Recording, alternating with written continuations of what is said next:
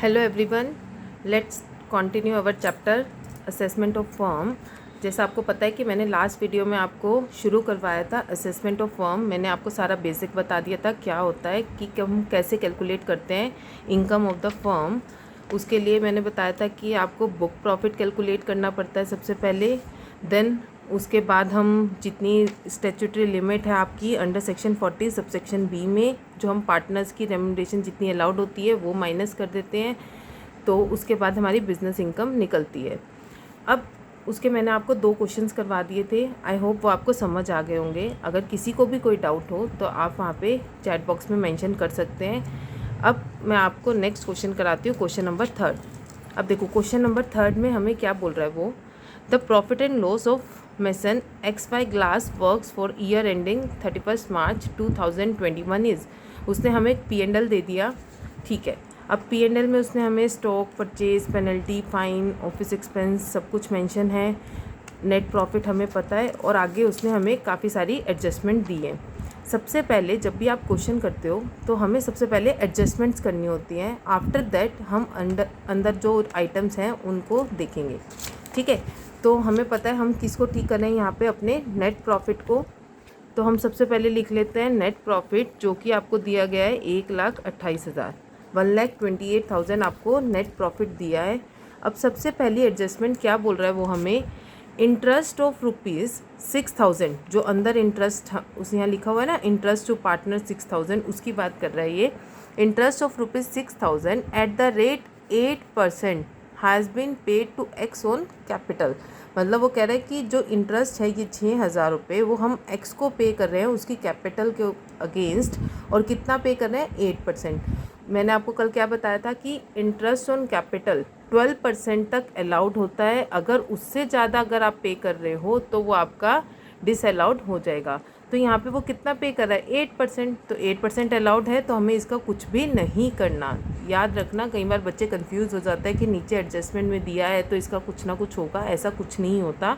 कई बार वो कंफ्यूज करने के लिए दे देता है। तो 8% है, 12% तक अलाउड होता है, तो इसको हमें कुछ भी नहीं करना। नेक्स्ट पॉइंट में हमें वो क्या बोल रहा है, penalties and fines have been levied because of illegal sale and purchase of glass।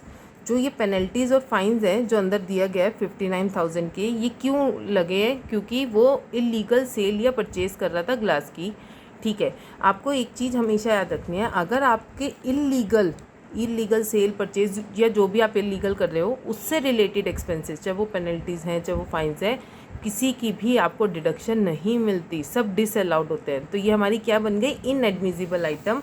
तो हमें पता है इनएडमिसिबल आइटम हम क्या कर देंगे, प्लस। तो हम लिख देते हैं पेनल्टीज़ एंड फाइन्स 59,000, ये हमारा क्या हो जाएगा, प्लस हो जाएगा। Next, remuneration payable to partners X ₹2 lakh and Y ₹1 lakh has not been debited to P&L। वो कह रहा है कि हम अपने पार्टनर्स को रेम्यूनरेशन दे रहे हैं, X को 2 लाख, Y को 1 lakh, and has not been debited to P&L, और ये P&L में हमारी डेबिट नहीं हुई। डेबिट मतलब इस साइड हमने नहीं दिखाई। तो अगर मैंने कल आपको ये भी बताया था कि अगर हमने जो आइटम P&L में नहीं दिखाई तो आप उसको ऐड बैक मत करना। रेम्यूनरेशन हम प्लस जब करते हैं इफ़ डेबिटेड इन P&L, जब ये डेबिट ही नहीं हुई तो इसको हम प्लस नहीं करेंगे। बाद में हम इसकी लिमिट निकाल के इसकी डिडक्शन दे देंगे, आनी चाहिए थी, बट कितनी आनी चाहिए थी वो हम लिमिट के हिसाब से निकालेंगे। तो इसको यहाँ प्लस नहीं करना, इस पॉइंट को याद रखना। अगर आपने रेम्यूनरेशन यहाँ पे नहीं दिखाई तो आपको उसको ऐड नहीं करना। ऐड कब करते हैं हम, जब हमने डेबिट की होती है तो हम उसको ऐड कर देते हैं ताकि हम सही वाली अमाउंट माइनस कर सकें। सही वाली अमाउंट कैसे निकालेंगे, वो हमें जो गवर्नमेंट ने लिमिट बताई है उसके अकॉर्डिंग निकालेंगे। तो यहाँ पे जब उन्होंने डेबिट में दिखाई नहीं तो आपको ऐड भी करने की ज़रूरत नहीं है। अब नेक्स्ट पॉइंट क्या है, श्री X और Y इक्वल पार्टनर्स हैं इन अ फर्म। बस हो गई सारी एडजस्टमेंट ख़त्म। अब देख लेते हैं अंदर कोई आइटम ऐसी इनएडमिसिबल ना हो जो हमने लिख दी है और नहीं आनी चाहिए थी। अब यहाँ दिया हुआ है स्टॉक परचेज, सेल स्टॉक। इससे कंफ्यूज मत होना, कई बच्चे कंफ्यूज हो जाते हैं कि मैम ये स्टॉक दिया है, स्टॉक हमारा इनएडमिसिबल है या क्या है। ये जो अकाउंट, ये जो दिया हुआ है इन्होंने अकाउंट, ये trading and profit and loss का कंबाइंड अकाउंट है। ये ओपनिंग स्टॉक है, ये क्लोजिंग स्टॉक, परचेज, सेल है। तो ये अलाउड होती है, इसका आपने कुछ नहीं करना। ये कंफ्यूज करने के लिए इसने कंबाइंड अकाउंट बना रखा है। स्टॉक आता है, ठीक है, परचेज, पेनल्टीज, फाइन हमने कर लिया, ऑफिस एक्सपेंस अलाउड होंगे, सेलिंग एक्सपेंस अलाउड होंगे, इंटरेस्ट टू पार्टनर, ठीक है, हमने देख लिया। अब बात करते हैं क्रेडिट साइड की। सेल सही है, स्टॉक सही है, रेंट फ्रॉम हाउस प्रॉपर्टी। अब उसको कोई उसकी हाउस प्रॉपर्टी है किसी फर्म के नाम पे, उसको उसका रेंट आ रहा है, तो क्या वो बिज़नेस इनकम है? नहीं, बिज़नेस की इनकम थोड़ी हुई। बिज़नेस की इनकम कौन सी इनकम होगी? जो बिज़नेस से रिलेटेड है, बिज़नेस गुड्स सोल्ड कर रहा है या बिज़नेस के जो भी इनकम है वो यहाँ आनी चाहिए थी। But rent from house property is not the income of the firm. ये आपकी कौन से हेड की इनकम आएगी? इनकम फ्रॉम हाउस प्रॉपर्टी की। तो इसको हम बाद में देखेंगे। तो हमें यहाँ पे क्या करना है, अब देखो ये नेट प्रॉफिट में ये वाली आइटम क्या हुई होगी? प्लस, तो यहाँ क्या हो जाएगी? माइनस, क्योंकि हम इसको यहाँ से बाहर निकाल रहे हैं। तो रेंट फ्रॉम हाउस प्रॉपर्टी हम क्या कर देते हैं? 12,000 माइनस कर देते हैं। तो अगर आप ये सब कैलकुलेशन करोगे तो आपका क्या निकल जाएगा? Book profit. अब कर लो, 1,28,000 प्लस 59,000 माइनस 12,000, ये करके आई थिंक आपका आ जाएगा 1,75,000। ठीक है, अब हमें पता है हमें रेम्युनरेशन माइनस करनी है। तो अब हमें देखना है कितनी रेम्युनरेशन माइनस होगी। तो हमें सबसे पहले तो एक्चुअल रेम्युनरेशन लेनी है। Actual remuneration is 2 lakh plus 1 lakh 3 lakh. Second मैंने क्या बताया था? बुक प्रॉफिट के फर्स्ट 3 लाख का 90%। अब हमारे पास है ही 1,75, तो 1,75 का आप कर दो 90%। तो इसका 90% मेरे ख्याल से बनता है 1,57,500 और 1,50,000 विच एवर इज़ मोर, तो वो आ गया आपका 1,57,500। अब इन दोनों को कंपेयर करो, which ever is less, that is 1,57,500। तो आपका इतनी रेम्युनरेशन माइनस हो जाएगी, तो बचा हुआ आपका क्या आ जाएगा? बिजनेस की इनकम आ जाएगी। ये आ गया 17,500, that is your business income. अब हमें इस क्वेश्चन में निकालना क्या है? पहले तो ये देखो, एक बोल रहा है टैक्स पेबल बाय फर्म निकालो और total income of partners. Partners की भी इनकम निकालनी है, प्लस जो फर्म के ऊपर कितना टैक्स बनता है वो भी निकालना है। तो फर्म के ऊपर टैक्स किस इनकम पे बनेगा? अब तक आपने पढ़ा होगा, ये तो बेसिक है कि जो अगर एक इंडिविजुअल की भी मैं बात करती हूँ, कौन सी इनकम पे टैक्स लगता है? कौन सी इनकम पे टैक्स लगता है? जो आपकी ग्रोस टोटल इनकम होती है उस पर टैक्स लगता है। ग्रोस टोटल इनकम मतलब ऑल हेड इनकम। जैसे आपके पास अगर सैलरी है, सैलरी की इनकम प्लस हो जाएगी, अगर आपकी बिजनेस इनकम है वो भी प्लस हो जाएगी, कैपिटल गेन है वो प्लस हो जाएगा, हाउस प्रॉपर्टी है वो हो जाएगा, अदर सोर्स है तो वो भी। पांचों को प्लस करते हो तो आपकी टोटल इनकम आती है, उसके ऊपर आप टैक्स पे करते हो। तो फर्म भी ऐसे ही टैक्स पे करेगी। फर्म की ये तो बिजनेस इनकम हो गई। अदर इनकम कौन सी है? जो ये हाउस प्रॉपर्टी की बात कर रहा था, जो उसको रेंट मिल रहा था। तो यहाँ हम क्या करते हैं? Income from house property calculate कर लेते हैं। इनकम फ्रॉम हाउस प्रॉपर्टी हम यहाँ पे निकाल लेते हैं। आपको देखो रेंट दिया हुआ है हाउस प्रॉपर्टी से 12,000 का रेंट दिया हुआ है। आपको पता होगा कि आपने उसमें किया होगा ना इनकम फ्रॉम हाउस प्रॉपर्टी में कि ग्रोस एनुअल वैल्यू होती है, आप उसमें से 30% की आपको डिडक्शन, पहले आप म्यूनिसिपल टैक्स माइनस करते हो, फिर आपकी एनुअल वैल्यू आ जाती है, उसकी आपको 30% की डिडक्शन मिलती है। तो यहाँ पे आपको डायरेक्ट सीधा क्या होगा? 30% की डिडक्शन मिल जाएगी। 12 अगर आपको यहाँ पे इनकम फ्रॉम हाउस प्रॉपर्टी दिया होता, अगर आपको यहाँ पे इनकम फ्रॉम हाउस प्रॉपर्टी दिया होता तो हम 30% माइनस ना करते।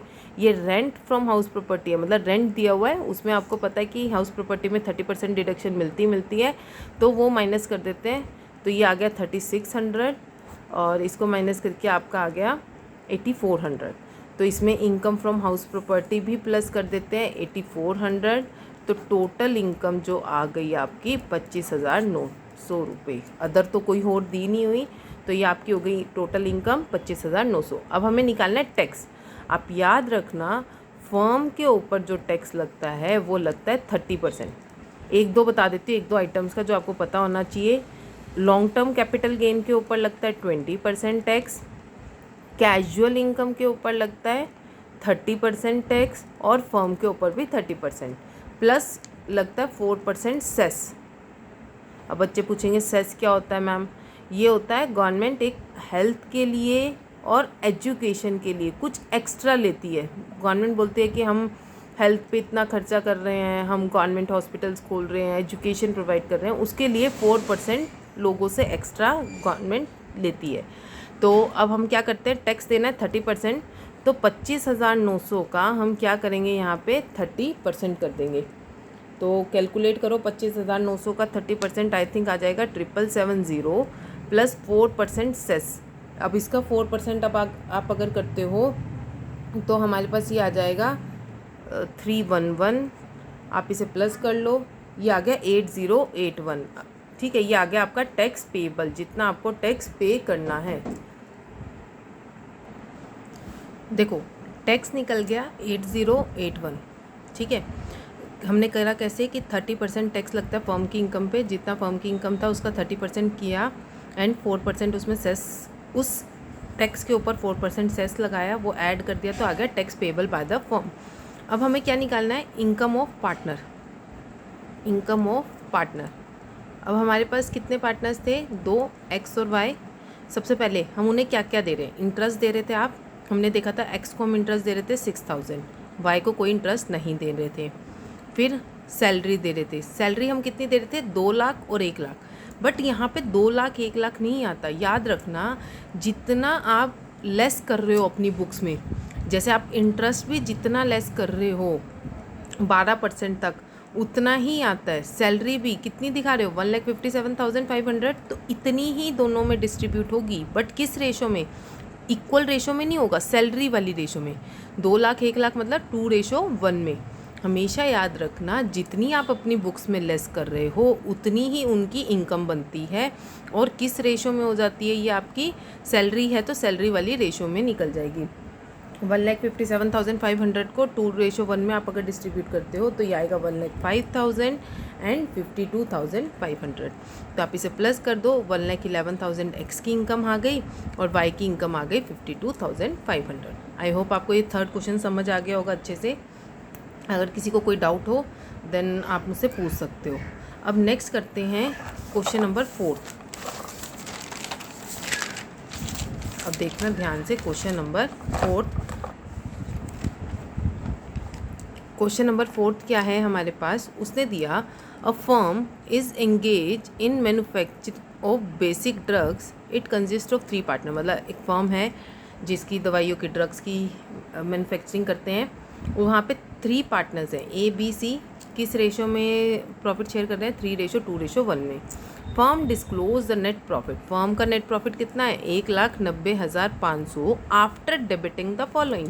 उसने ये सब कुछ डेबिट किया हुआ है, तो हमें पता है कि अगर कुछ गलत होगा तो हम उसे साथ साथ ठीक करते चलेंगे। चलो, उसने बोला कि फर्म का नेट प्रॉफिट है 1,90,500।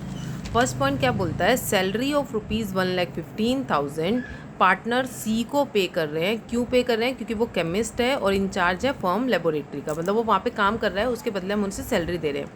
प्लस कर देते हैं सैलरी टू सी, कितनी, 1,15,000। नेक्स्ट रेम्युनरेशन, क्योंकि प्लस हो जाती है ना, डेबिट हुई है, हमने प्लस कर दी। Rent of ₹9,000 paid to partner B for the portion of his building in which firm office are situated. अब देखो क्या कह रहा है ये, हम 9,000 का रेंट पे कर रहे हैं पार्टनर बी को। किस लिए पे कर रहे हैं, क्योंकि उसकी हम बिल्डिंग यूज़ कर रहे हैं। ठीक है, तो क्या ये फर्म, ये पार्टनर बी के लिए उसकी रेम्युनरेशन है, ध्यान से समझना। क्या ये पार्टनर बी की रेम्युनरेशन है, नहीं। मैंने क्या बताया था, रेम्युनरेशन क्या होती है, जो काम के बदले दी जाए। ये 9,000 रुपये क्यों दे रहे हैं, उसकी बिल्डिंग के बदले, ये उसके काम के बदले नहीं दे रहे, तो ये रेम्युनरेशन नहीं है। और ये डेबिट है, ठीक है, हम किसी और से भी बिल्डिंग लेते उसको भी रेंट देते हैं, हमने अपने पार्टनर से बिल्डिंग ले ली, उसके बदले उसको रेंट दे दिया, तो ये हमारा खर्चा है, डेबिट होना चाहिए था, डेबिट किया है, तो ये बिल्कुल ठीक है, इसका हमें कुछ नहीं करना।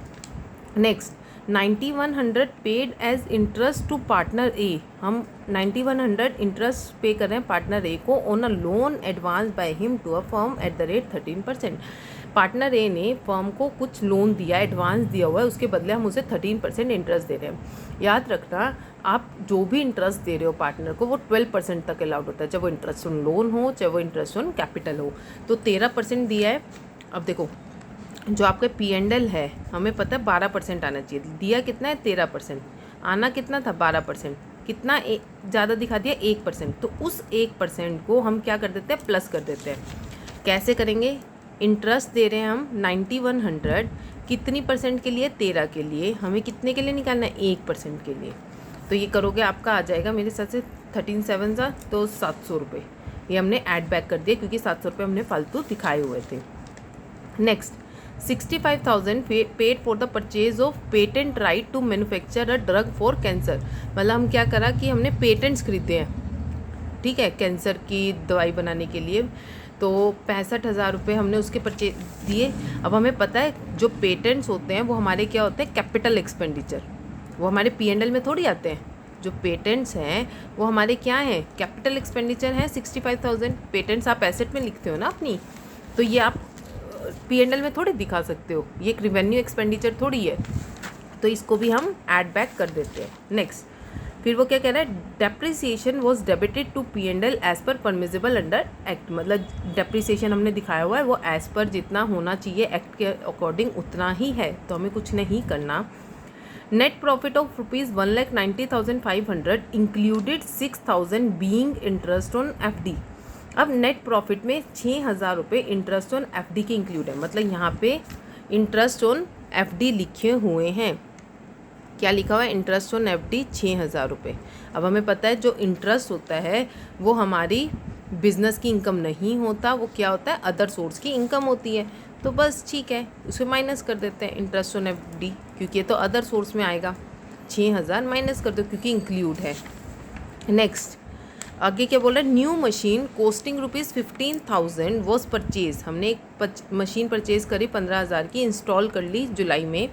It's cost has not been charge against P&L। वो कह रहा है हमने उसको P&L में नहीं दिखाया, तो क्या बताओ मुझे मशीन क्या आती है P&L में। जो हम मशीन परचेज करते हैं, एसेट परचेज करते हैं, क्या वो हमारी P&L में आती है, नहीं आती, वो तो हमारी एसेट में चली जाती है ना, एसेट साइड में बैलेंस शीट में। तो वो कह रहा है हमने दिखाई नहीं दिखाई, तो बहुत अच्छा किया ना, सही तो किया है। तो इसको ये मत करना कि उसने चार्ज नहीं किए थे, आप लोग सोचो कि इसको माइनस कर देते हैं, ये कंफ्यूज करने के लिए दिया। आपको पता होना चाहिए कि आपकी ये एसेट है, ये बैलेंस शीट में जाएगी, ये P&L में नहीं आनी चाहिए थी, तो उसने सही दिखाया है, तो आपको इसका कुछ भी नहीं करना।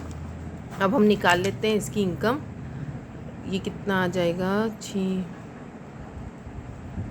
500, 7 और 5 5 5 10 नहीं 7 और 5 12, 5 5 10 11, 9 10 16 17, 3 लाइक दिस माइनस दिस, तो ये आ गया मेरे हिसाब से 3,65,200। अब हम इसमें से क्या करते हैं, रेमुनरेशन माइनस कर देते हैं। एक्चुअल रेमुनरेशन क्या दे रहे थे हम, सैलरी दे रहे हैं C को 1,15,000, फिर सेकंड वही फर्स्ट 3 लाख का 90% और 270 और 1.5 lakh whichever is higher. इसका 90% तो आ गया 270 और 1.5 lakh whichever is higher कितना आएगा 270 प्लस बचे हुए का 60%, 65,200 का 60%, ये आ गया 39,120। तो टोटल आ गया 3,09,120। एक्चुअल था 1,15,000। अब इन दोनों को कंपेयर करो, विच एवर इज लेस 1,15,000,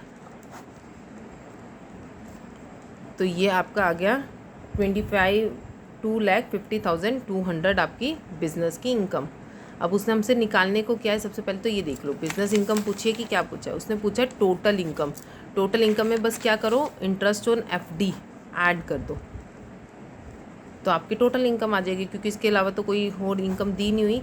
2,56,200 आपकी बन गई टोटल इनकम। टैक्स नहीं पूछा, टैक्स पूछता तो हम इसका 30% कर देते प्लस 4% सेस लगा देते। That is your question number 4। अब नाउ हम करते हैं क्वेश्चन नंबर 5। मैंने ना क्वेश्चन नंबर 5 के 1-2 पॉइंट्स उतारे नहीं है, वो सिंपल से पॉइंट ऐसे ही लिखा हुआ था कुछ ना, वो आप देख लेना, मतलब उसका कुछ यूज़ नहीं था इसलिए मैंने उसको नोट डाउन नहीं किया, ठीक है। अब हम करते हैं क्वेश्चन नंबर 5। अब पढ़ लेते हैं कि XY आर 2 पार्टनर्स 1:2 में हैं। X कंपनी जो कि LLP है, ऊपर लिखा है कि X कंपनी, ब्रैकेट में मैंने लिखा है LLP। LLP means limited liability partnership जो चला रहा है वो होता है LLP। ठीक है, अब हम करते हैं स्टार्ट। Question number 5। सबसे पहले मैं क्या उठा लेती हूँ, नेट प्रॉफिट, जो कि आपका दिया हुआ है 21,000। आप ले लो नेट प्रॉफिट 21,000। सबसे पहले क्या करते हैं, एडजस्टमेंट। वो क्या कह रहा है, LLP has given donation of ₹80,000 to a notified public charitable institution by cheque which is included in other expenses. वो कह रहा है कि LLP ने 80,000 की डोनेशन की है किसी नोटिफाइड पब्लिक चैरिटेबल इंस्टीट्यूशन को बाय चेक, जो कि उसने अदर एक्सपेंसेस में दिखाया हुआ है। इस अदर एक्सपेंसेस में उसने 80,000 रुपये दिखाए हुए हैं। तो हमें पता है कि आपको पता होना चाहिए डोनेशन आपकी अलाउड नहीं होती, मतलब P&L में डोनेशन नहीं दिखा सकते। तो इस डोनेशन को आप क्या कर दोगे, ऐड कर दोगे। ऐड क्यों किया, क्योंकि ये अदर एक्सपेंसेस में माइनस हुआ है। तो इस डोनेशन को 80,000 को क्या कर दो, प्लस कर दो, जो भी आप पब्लिक चैरिटेबल इंस्टीट्यूशन को दे रहे हो। बाद में हम इसकी डिडक्शन क्लेम कर लेंगे अंडर सेक्शन 80G में। मैं आपको एक बार अंडर सेक्शन 80G भी बता दूंगी, इस सेक्शन 80G हमें क्या बोलता है। Next, salary and interest is paid as per partnership deed. वो कह रहे हैं जो अंदर सैलरी या इंटरेस्ट है ना, वो पार्टनरशिप डीड के अकॉर्डिंग दी है। आपको याद रखना है, यहाँ पे हम इनकम निकाल रहे हैं, फर्म की टैक्सेबल इनकम। तो यहाँ पे आपकी पार्टनरशिप डीड के हिसाब से कुछ नहीं चलेगा, जो भी रूल्स आपके इनकम टैक्स में हैं उसके अकॉर्डिंग हम करेंगे। तो इस पॉइंट का कोई भी यहाँ पे मतलब नहीं है। फिर वो बोलता है कि डेप्रिसिएशन अलाउएबल, डेप्रिसिएशन कितना अलाउड है, 72,000। अंदर देख लेते हैं कितना दिखाया है। अंदर हमने दिखाया 80,000, दिखाना था 72,000, दिखा दिया आपने 80,000, दिखाना था 72,000, 80,000 दिखा दिया, यानी आपने कितना ज़्यादा दिखा दिया, 8,000। मतलब आपने 8,000 फालतू माइनस कर दिया, आप उसे क्या कर दो, प्लस कर दो। डेप्रिसिएशन ऑफ ₹8,000 आप क्या कर दोगे, ऐड बैक कर दोगे। फिर आगे वो क्या बोल रहा है यहाँ पे, income and investment of X और Y की कुछ इनकम इन्वेस्टमेंट दी है, वो हम बाद में देखेंगे। वो इसलिए दिया है कि हमें X और Y की भी इनकम निकालनी है। चलो 1 बाय 1 अंदर के आइटम देख लेते हैं। कॉस्ट ऑफ गुड्स सोल्ड, ठीक है। सैलरीज टू स्टाफ, ये स्टाफ की सैलरी है, पार्टनर्स की नहीं है, इसको मत ऐड कर देना, स्टाफ को तो आप दोगे ना, ठीक है। डेप्रिसिएशन हमने कर दिया। रेम्युनरेशन टू पार्टनर्स, अब पार्टनर्स की रेम्युनरेशन है, आपने डेबिट भी की हुई है, तो आप इसे क्या कर दोगे, प्लस कर दोगे। X और Y की 2 lakh plus 1,60,000, that is your 3,60,000। Then आपने इंटरेस्ट ऑन कैपिटल दिखाया, कितना दिखाया है, 14%। दिखाना कितना था, ओनली 12%, तो कितना ज़्यादा दिखा दिया, 2%। उस 2% को आप क्या कर दोगे, वापस से ऐड कर दोगे। निकालोगे कैसे, 28,000 आपका कितने परसेंट के लिए, 14 के लिए, तो 2 के लिए कितना होगा, 14 2 ज़ा 28, 2 2 ज़ा 4, 4,000। एंड देन ऐसे ही हम निकाल लेते हैं, Y का है 14,000 divided by 14 into 2, then 2,000।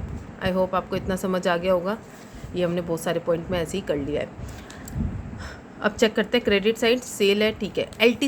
LTCG means long term capital gain. Long term capital gain कौन से हेड में जाएगा, कैपिटल गेन में। तो 40,000 आपकी बिजनेस इनकम नहीं है, तो LTCG भी क्या कर दो, 40,000 माइनस कर दो।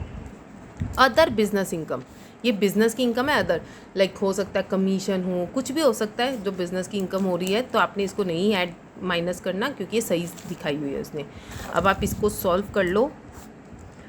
21,000 plus 8,000, 29,000 plus 80,000, 1,09,000 plus 3,60,000, 4,69,000 plus 4,000, 4,73,000 plus 2,000, 4,75,000 minus 40,000, that is your 4 lakh. ये चेक कर लेना कैलकुलेशन ना, 4 लाख ये आ जाएगा आपका करके 29,000, ठीक है। अब हम करते हैं इसमें से, हमें पता है रेम्युनरेशन माइनस होनी चाहिए। अब वही एक्चुअल रेम्युनरेशन कितनी है, 3,60,000। अब फर्स्ट 3 लाख का 90% और 1.5 lakh whichever is more, तो वो आपको पता होना चाहिए कितना आएगा, 270 प्लस 60% ऑफ 1.5 लाख। 3 लाख हमने ले लिया, बचा कितना, 1,29,000। उसका क्या करोगे, 60%, तो 1,29,000 का 60% आपका आ जाएगा 0, 6 9 ज़ा 54, 6 2 ज़ा 12 प्लस 5 17, ये आ गया। आप इसे प्लस कर दो, 400, 14, फिर ये आ गया आपका ये 3,47,400। एक्चुअल रेमुनरेशन कितनी है 360, विच एवर इज़ लेस, तो ये आपका आ जाएगा 3,47,400। ये आप माइनस कर दोगे तो आपकी क्या निकल गई बिजनेस इनकम 4,29,000 में से, तो आपकी बिज़नेस इनकम आ जाएगी 4,29,000 माइनस 3,47,400। इसको अगर आप माइनस करते हो तो ये आ गई 81,600 बिज़नेस इनकम। आपकी बिज़नेस इनकम आ गई 81,600। ठीक है, इतना तो सबको समझ आ गया होगा कैसे आई। प्लस अब उसके पास एक और इनकम थी, that is long term capital gain 40,000। आप इसे प्लस कर दो, ये आ गई 121,600। ये आ गई टोटल इनकम। उसमें से आपको मिलती हैं सारी डिडक्शंस। अब हमें पता है डिडक्शन हमें मिलेगी अंडर सेक्शन 80G में। 80G में क्यों मिलेगी? क्योंकि उसने डोनेशन की है पब्लिक चैरिटेबल इंस्टीट्यूशन को, नोटिफाइड को। ठीक है, तो अब वो रूल क्या बोलता है 80G का, चलो वो भी समझा ही देती हूँ तुम्हें। वैसे मैं वो अलग से वीडियो बनाऊँगी पूरी, बट यहाँ तुम्हें समझ नहीं आएगा। 80G क्या करता है, आपको आप डोनेशन कर रहे हो, ठीक है, इसने क्या किया है 4 पार्ट्स में सारी डोनेशन को बांट दिया। पहला पार्ट क्या बोलता है, विदाउट लिमिट 100%। सेकंड है विदाउट लिमिट 50%। थर्ड है with limit 100%। And fourth one is with limit 50%। 4 category में इसने इसको डिवाइड कर दिया। अब विदाउट लिमिट 100% का मतलब क्या है, जितनी भी आपने डोनेशन की है 100 की 100% अलाउड हो जाएगी। मानो आपने 1 लाख की है, 1 लाख की 1 लाख माइनस हो जाएगी। विदाउट लिमिट 50% का मतलब क्या है, जितनी की है उसका 50%, 1 लाख की है तो उसका 50% यानी 50,000 सीधा माइनस हो जाएगा। यहाँ क्या है विद लिमिट, अब यहाँ पे लिमिट निकलेगी, वो कैसे, वो अब मैं आपको बता देती हूँ।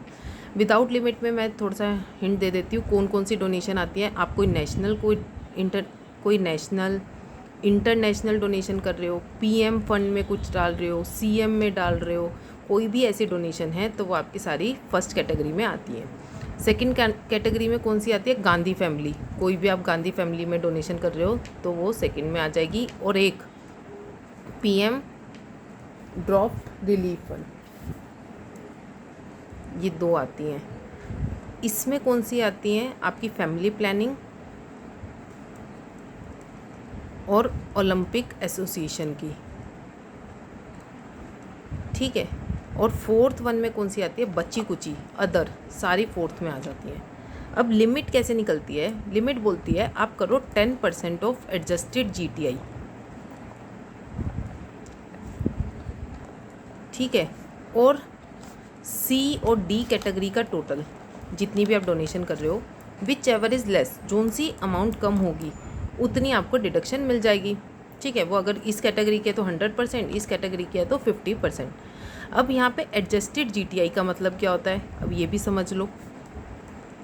एडजस्टेड जीटीआई का मतलब क्या है, GTI means gross total income, सारी हेड की इनकम को प्लस करके, minus all deductions under section 80C to 80U, सारी डिडक्शन 80C से लेके 80U तक एक्सेप्ट 80G, क्योंकि 80G तो आप निकाल रहे हो, उस डिडक्शन को कैसे माइनस कर सकते हो, माइनस LTCG अगर कोई LTCG है, और माइनस STCG अगर अंडर सेक्शन 111A है तो इन्हें सबको करते हो तो आपका एडजस्टेड जीटीआई आ जाएगा। तो आपका इस क्वेश्चन में देखना, आपके पास टोटल इनकम यानी कि जीटीआई है 1,21,600। अब हमारे पास अदर डिडक्शंस तो है नहीं, तो हम क्या करते हैं, यहाँ पे LTCG को माइनस कर देते हैं। LTCG है 40,000, ठीक है, आप माइनस कर दो LTCG 40,000, तो आपका 81,600 क्या आ गया, एडजस्टेड जीटीआई। अब इसका क्या करना था 10%, इसका क्या कर दो 10%, वो आ जाएगा 8160। और डोनेशन आपने कितनी की थी 80,000, विच एवर इज़ लेस, तो वो आ गया 8160। और किसी पब्लिक चैरिटेबल इंस्टीट्यूशन में किया, ना वो ए में आ रहा, नेशनल इंटरनेशनल है, ना वो गांधी फैमिली है, ना वो फैमिली प्लानिंग है, तो वो किस में जाएगा, डी कैटेगरी में। अदर सारी डी में जाती है। तो 8160 का यहाँ क्या हो जाएगा 50%। 50% क्यों, डी कैटेगरी हमारा क्या बोलता है, जितनी भी आप डोनेशन कर रहे हो जो आपकी लिमिट निकली उसका 50% हो जाएगा। तो ये आ गया 4080। तो 121,600 में से आप 4080 माइनस कर दो, 1,17,520 रुपये यहाँ पे आपके आ जाएंगे। ये आ गई आपकी बिजनेस की टैक्सेबल इनकम। अब टैक्स कैसे निकलेगा, अभी मैं आपको बता चुकी हूँ पिछले क्वेश्चन में कि आपकी LTCG पे टैक्स लगता है, लॉन्ग टर्म कैपिटल गेन पे 20%। तो यहाँ पे आपका लॉन्ग टर्म कैपिटल गेन कितना है 40,000, क्योंकि टोटल इनकम में आपका LTCG भी है 40,000, उस पर टैक्स लगाओ 20%। तो 20% मतलब 8,000। टोटल इनकम थी 1,17,520, 40,000 पे आप टैक्स लगा चुके हो, तो बचा कितना 77,520। उस पर कितना लगेगा 30%, इसका कर दो 30%। तो ये आ गया आपका 23,256।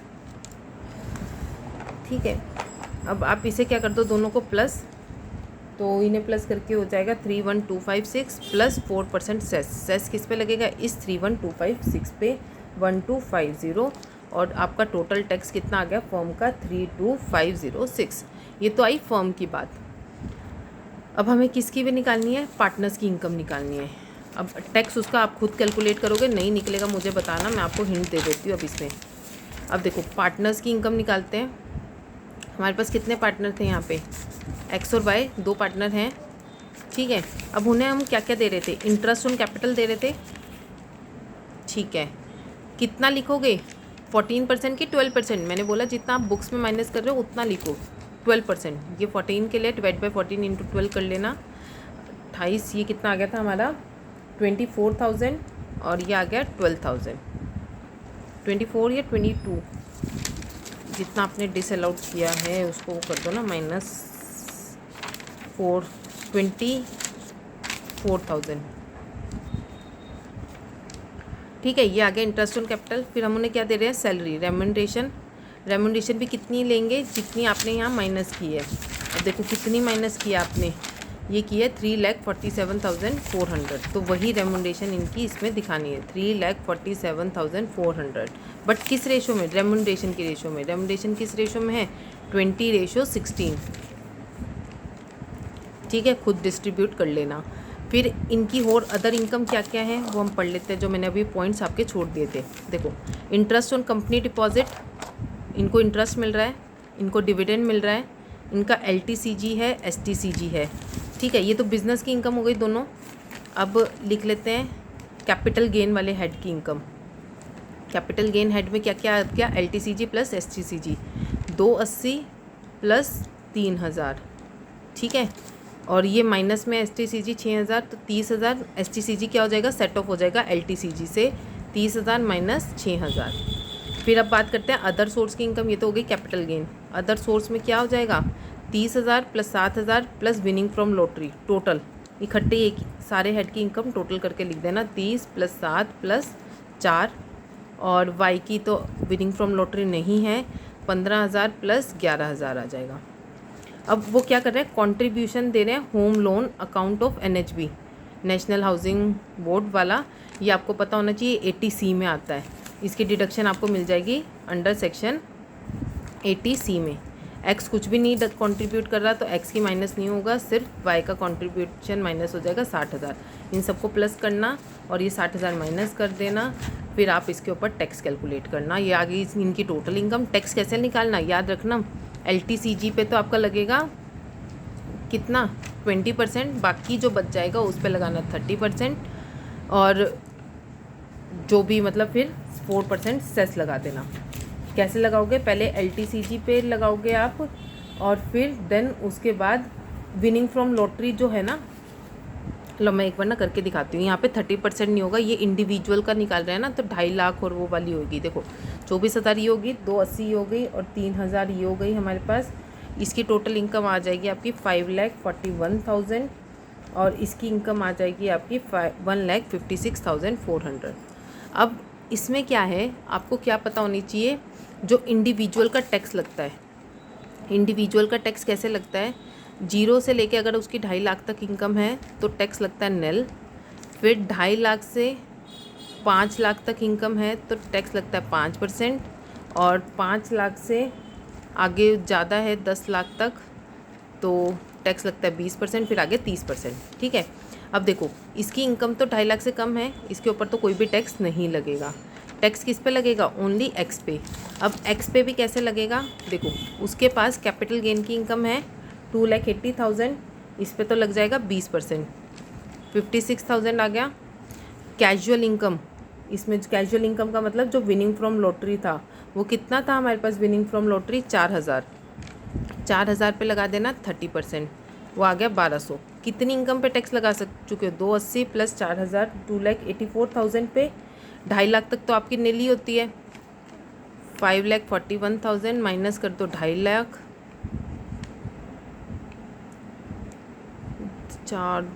2,91,000 में से इतने पे आप लगा चुके हो 2,84,000 पे, तो बची 7,000। उस पर कितना लगेगा? सिर्फ 5%।